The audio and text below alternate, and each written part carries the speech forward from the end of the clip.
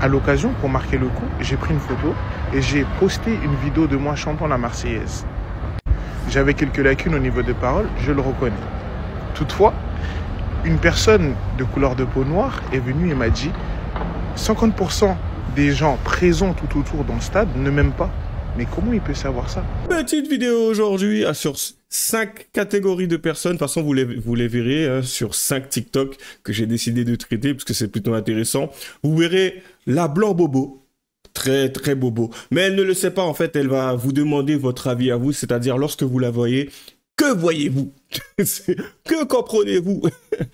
Et une autre personne, c'est-à-dire une personne ayant des origines, je pense, hein, maghrébines, et qui exprime son ras-le-bol, enfin, une certaine forme de ras-le-bol, parce qu'il comprend les Français, il comprend certaines personnes, il exècre la gauche, il le dira lui-même.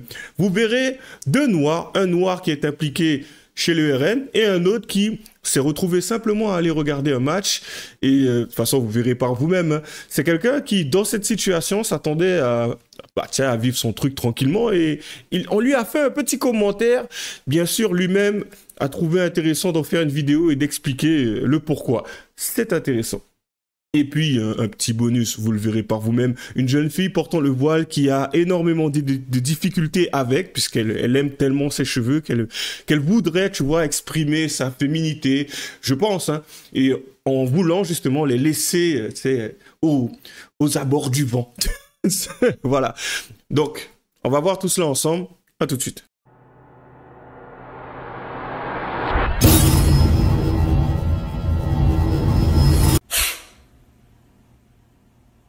Allez, on commence sans plus tarder. C'est parti. Première fois que vous me voyez, je me posais une question. Si c'est la première fois que vous me voyez, voilà, vous connaissez pas mon contenu sur TikTok, rien, juste vous me voyez dans la rue. Voilà, comme ça, bien habillée. Je suis relativement bien habillée aujourd'hui. Ma question c'est, qu'est-ce que vous direz, qu'est-ce que vous direz sur moi? Premier truc que vous viendrez dans votre tête. Vraiment, ça m'intéresse. Je l'ai déjà dit, hein, Bobo Gaucho. Tu m'enlèves. Tu m'excuseras. Peut-être qu'il y en a certains qui regardent mes vidéos et qui aujourd'hui ont à peu près la même dégaine. Mais l'habit ne fait pas le moine pour certains. Pour moi, ça fait souvent le moine. En tout cas, ça fait l'SDF. Et quand je regarde ça, je suis désolé. Tatouage, locks, le petit truc là de la vachette. Ensuite, il y a quoi d'autre? La petite robe et tout. Par moment, il y a aussi le côté chill, tu sais, dans l'attitude et le comportement sur peace and love, hippie, bobo, tranquille, peinard. Il faut s'aimer, vivre ensemble, équilibre et harmonie. On est peace, on est paix, on est à l'aise, on respire, on expire, on est bien. Donc voilà. Du coup, c'est souvent comme ça que les choses s'expriment. À partir du moment où tu essayes de te projeter, de partir sur quelque chose dans l'avenir, il te dira non. Il faut vivre l'instant présent et pas se projeter. La vie est déjà trop difficile. On est peace, on est en paix, on est libre, on est en harmonie. C'est triste, mais bon, on poursuit. Parce que tout le temps, je reçois en commentaire comme elle fait sale, des trucs comme ça, genre ça sent et tout. Et genre dans la rue, personne ne me l'a jamais dit. Les gens, genre ils changent pas de trottoir en me voyant et tout, vous voyez. Donc je me dis, est-ce que c'est un truc spécifique au réseau? Parce que j'ai parlé du fait que je me douchais pas tous les jours, que je faisais pas de shampoing, que je gardais mes poils sous les bras et tout ça. Et du coup, les gens s'imaginent que je fais sale. Ou est-ce que vraiment, quand vous me voyez, vous vous dites, cette fille-là fait sale? Je sais pas, j'aimerais savoir. Féministe, LGBT, il n'y a pas à chercher, mais bon, c'est pas grave. Comme je l'ai dit, c'est une catégorie d'individus. Elle, en général, tu la verras surtout à gauche. À droite, franchement, ça serait une première, mais je pense plus à gauche. Parce que je suis pratiquement sûre que si je me présente à vous, sans dreadlocks, sans tatouage peut-être éventuellement, en me rasant les dessous de bras, vous diriez pas ça. Alors que je prendrais pas de douche et voilà, tout pareil. Juste, j'aurais un look différent. Donc, est-ce que c'est mon look qui fait que j'ai l'air sale ou est-ce que c'est juste que vous vous êtes dit, ah bah elle a dit qu'elle prenait pas de douche donc elle fait sale? Dites-moi, merci. Vous savez, des personnes comme ça ont besoin de vous, ils ont besoin de vos lumières, ils ont besoin justement que vous arriviez à les aiguiller dans leur vie, parce que leur barque fait du surplace, et du coup ça semble être compliqué pour eux de comprendre pourquoi certains semblent avancer et pas eux. Donc est-ce que le problème vient d'eux ou vient des autres? Ils ont énormément de difficultés, ils ont besoin d'exprimer cela, leur incompréhension sur les réseaux sociaux. Donc voilà, et ce type de personne a besoin justement, comme je l'ai dit, d'être aiguillé. Ça peut être un électeur possible pour la droite, bon après je pense qu'il y a énormément de travail à faire, hein, puisque bon, en fait... Mais c'est une catégorie de personnes, c'est toujours intéressant de la mettre, puisque ben, en fait c'est le type de personne que tu retrouves en général dans le clan de la gauche. Ça se douche pas, ça ne veut pas dire que c'est tout le monde à gauche qui ne se douche pas, mais en général, voilà, c'est la catégorie. S'il y a les certaines caractéristiques que j'ai citées, c'est souvent ce que l'on retrouve. Vous me reprendrez sur les commentaires, peut-être que je me trompe. Chacun a son expérience de vie, on poursuit. Bref, de toute façon, il n'y a pas qu'à... Récemment, je suis parti assister à un match de l'équipe de France, celui de rugby, contre l'Écosse. C'était la finale. À l'occasion, pour marquer le coup, j'ai pris une photo et j'ai posté une vidéo de moi chantant la Marseillaise. J'avais quelques lacunes au niveau des paroles, je le reconnais. Toutefois, une personne de couleur de peau noire est venue et m'a dit 50% des gens présents tout autour dans le stade ne m'aiment pas. Mais comment il peut savoir ça? Au bout d'un moment, il faut arrêter de se victimiser et il faut arrêter de crier au racisme partout. En quoi c'est raciste? En quoi ils sont racistes ces gens-là? Ils me connaissent même pas, je les connais pas, ils m'ont rien fait. Et quand bien même ils m'aimeraient pas, mais je m'en fous, je m'en moque royalement.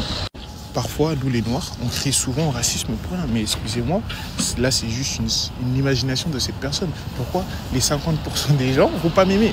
Juste parce que je suis noir. J'ai ressenti aucune hostilité. C'était plutôt un moment joyeux. Tout le monde partageait un excellent moment. Et voilà quoi. Parfois les gars, il faut rencontrer les gens. Et vous avez juste des a priori sur les personnes. Je vous jure, j'ai parlé avec des personnes... que des blancs, j'ai parlé qu'avec des blancs, je vous jure c'est des crèmes, je vous jure c'est des crèmes. Et le racisme des fois il n'existe pas, dans certains cas oui, mais là non, parce qu'en fait je suis obligé de la... Enfin, on va terminer. La vie est une rencontre perpétuelle, et tu dois rencontrer des gens pour vivre finalement, parce que l'homme est un animal social. Récemment, Et franchement, hein, ce dont il parle, je l'ai vécu.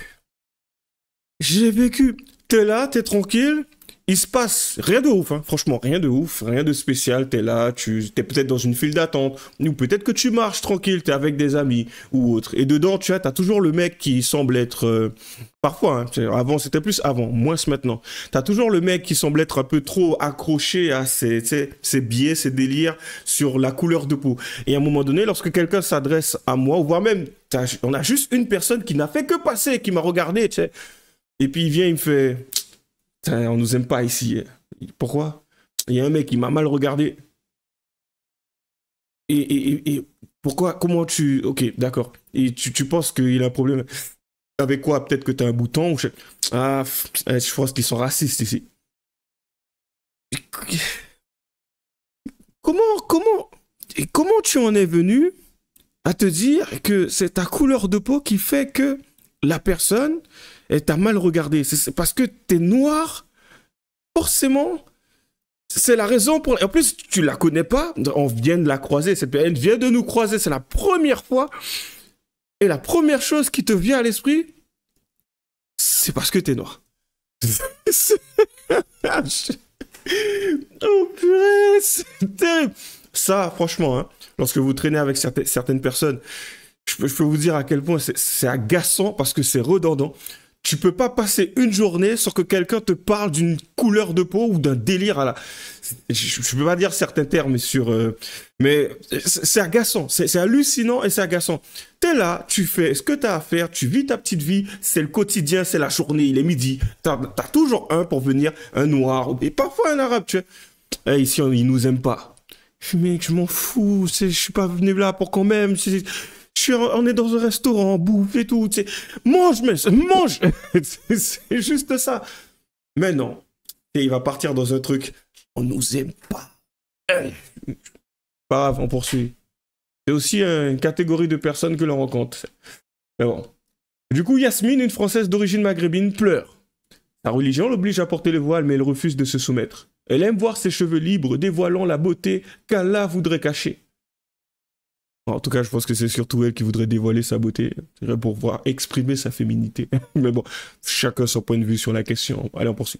Faut que je fasse cette putain de vidéo sans chialer. J'ai pris une décision qui va impacter ma vie et mes réseaux et j'étais obligée de vous en parler avant de commencer quoi que ce soit. Ça fait 2 semaines que je réfléchis à me voiler, sauf que je n'arrive pas à passer le cap.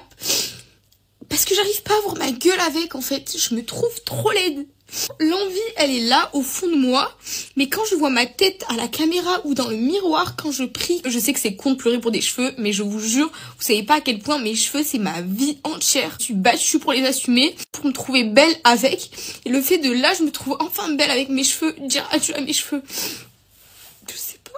Mais d'un autre côté, j'arrive pas à m'enlever l'idée de la tête, genre le fait de me voiler et de me dire Yasmine, c'est une putain d'obligation. Et il y a 2 ans de ça, j'avais fait l'effort justement de sortir avec, d'essayer de m'habituer à le porter, etc. Et ça marchait. Genre, j'étais à ça de le porter. Après, j'ai eu la maladie qui a fait que, genre, j'ai une espèce de grosse baisse de foie. Ça fait 2 ans que je me suis pas maquillée avec le voile. Je me dis peut-être qu'avec du make-up, ça fera l'affaire et que je me retrouverai belle. Mais pour l'instant, c'est non, quoi. Alors, c'est pas contre elle, hein, mais tu sais, ces personnes qui semblent avoir énormément de problèmes à passer un cap, comme porter un bout de tissu sur leur tête, parce qu'à un moment donné, ils ont grandi dans un univers où ils se retrouvent par moments rattachés à un entourage de personnes qui semblent vouloir absolument porter le voile et qui voudraient aussi que leurs copines qui fassent partie du groupe adoptent aussi la même attitude. Tu sais, ça semble tellement dur. Il y a tant de choses à travers le monde, voire même en France et tout, qui mériteraient de l'attention, tu sais, ou qui mériteraient par moment de répondre à certaines questions, qui par moment te mettent dans un dilemme humain, où tu sais, la vie de quelqu'un peut être en question. Mais dans d'autres situations, je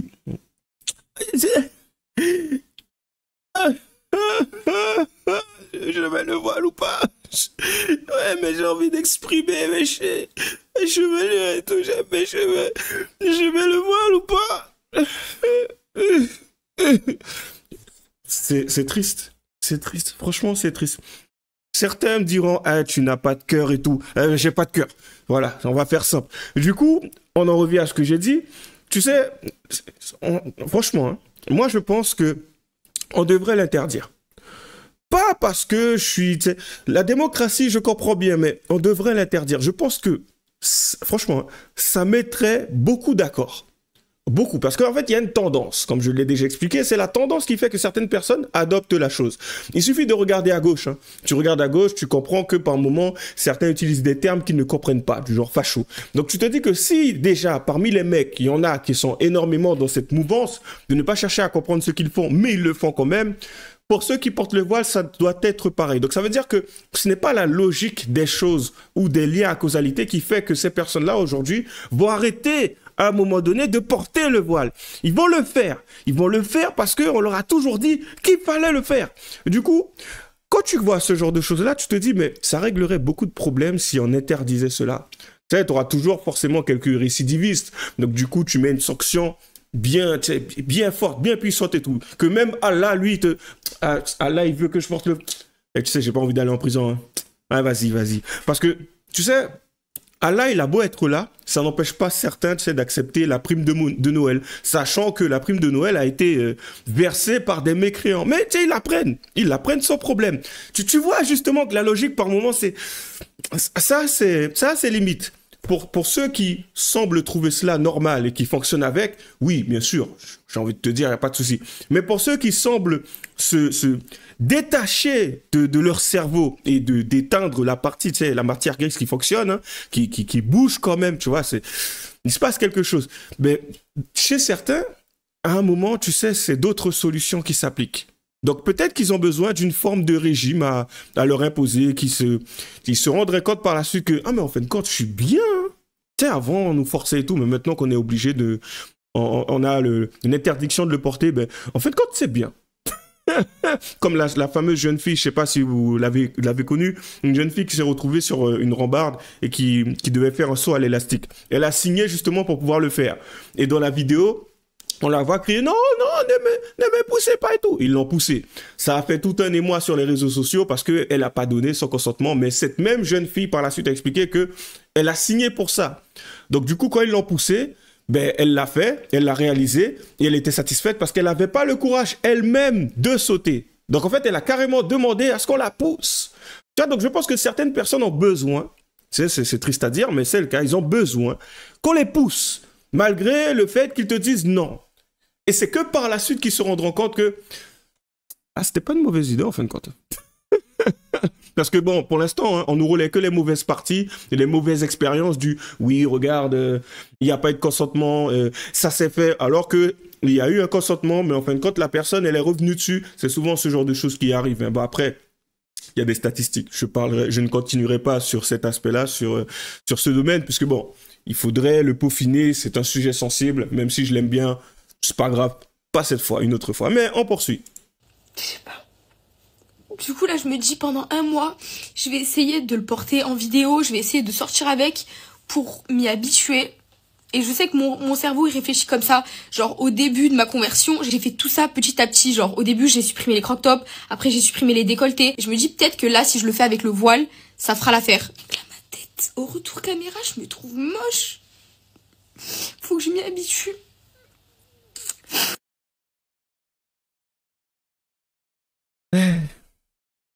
Elle est moche. Elle se sent moche. C'est triste, sa vie. On poursuit. Eh bien, bonjour à tous. Non, je ne suis pas un supporter de foot. J'ai même plutôt tendance à ne pas trop aimer ce sport. Alors, j'ai un peu chaud, donc je vais l'enlever pour l'instant.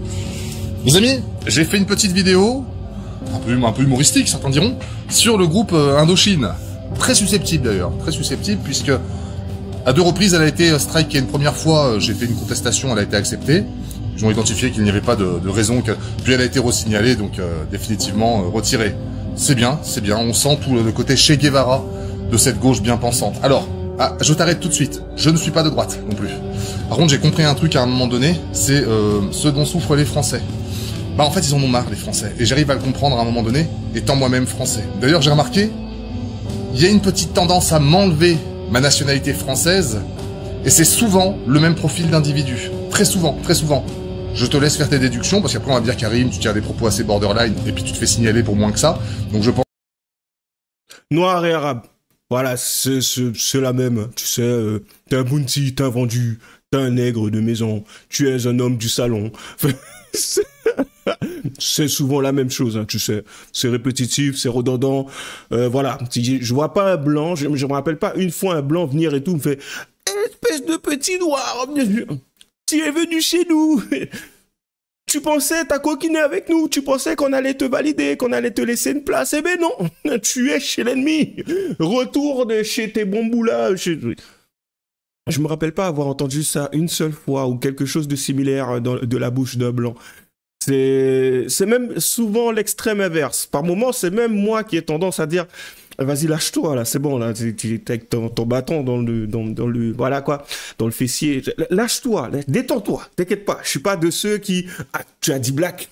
Attention, hein, fais attention, hein, moi, je préfère noir. Il faut dire noir. Si tu dis pas noir, tu vas l'apprendre. Non, c'est pas mon genre. J'exècre cela. Ça m'agace. Ça m'insupporte. Mais c'est pas grave, on poursuit. Je pense qu'on s'est compris. De quoi souffrent les Français? Ils souffrent d'un ras-le-bol qui se caractérise en général par bon, qui peut encore me représenter aujourd'hui? Aujourd'hui, c'est le RN, hein, je préfère vous le dire, je ne vote pas RN. Pourquoi? Pas parce que leurs idées ne me conviennent pas sur le plan voilà, idéologique, la nation, la patrie, etc. Non, c'est parce que pour moi, ils ont cessé d'être vraiment patriotes. Je sais que ça va te choquer ce que je te dis là, mais je maintiens que tant que nous serons sous la tutelle de l'UE, de la CEDH, par extension hein, de l'OTAN pour l'armée, nous ne serons pas un pays souverain. Nous ne pourrons aucunement revendiquer le fait de prendre des décisions à l'échelle de notre pays. Nous ne pourrons pas faire ça. C'est pour ça, c'est la seule raison qui fait que je ne vote pas encore en tout cas, pour Marine Le Pen ou Bardella. Faut savoir qu'en plus, ce qui vient de se passer vient terriblement de renforcer le RN, qui n'est pas un parti vers lequel j'ai de l'hostilité. Pourquoi? Parce que tu leur ajouterais juste le volet quitter l'Union Européenne, le volet Frexit, et je vous certifie que je vote pour le RN sans problème. Moi, je ne souffre pas de cette espèce de syndrome parce que tu es typé, c'est des conneries, ça. Moi, je suis un fervent défenseur des patriotes de Florian Philippot, par exemple, à qui on ne peut pas reprocher d'être un méchant raciste, puisque sur les manifs que j'ai faites au sein des patriotes, il y avait de tout. Il y avait de tout. Des Français, mais de toutes origines, de toutes confessions, etc. Et je peux vous le dire, j'ai été très bien reçu et j'y suis allé des dizaines et des dizaines de fois. Lyon, Paris, à chaque fois, est très bien reçu. Donc, beaucoup de mensonges autour des partis politiques actuels. Par contre, s'il y a bien un parti que j'exècre particulièrement, c'est la gauche, parce qu'elle met des mecs comme moi dans une case de collabeurs, dès lors qu'on ne vote pas pour eux, qu'on n'est pas d'accord avec eux. Et si c'est pour être représenté par des Délogus, des Mélenchon...